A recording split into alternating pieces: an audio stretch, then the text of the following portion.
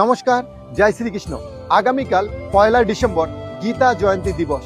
এই গীতা জয়ন্তী দিবসে প্রতি বছর বিজি ওয়ার্ল্ডের তরফ থেকে বেথুডাউরিতে 500 কণ্ঠে গীতা পাঠের আয়োজন করা হয়।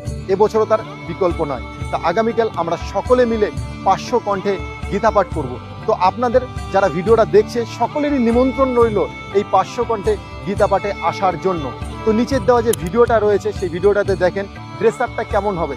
সাদার উপর যদি আপনাদের কোনো ড্রেস থাকে বাড়িতে সেটা করে আসবেন, বাট সাদা ড্রেস না থাকলে যে আসবেন না সেটা নয়, সকলেই আসবেন এই ফুড গার্ডেনের মাঠে।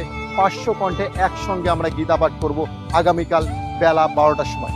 যারা একাদশী করবেন একাদশীর জন্য আলাদা প্রসাদের আয়োজন রয়েছে। আগামীকাল এই ভগবান শ্রীকৃষ্ণের মধুর বাণী আমরা একসঙ্গে সকলে মিলে উচ্চারণ করব।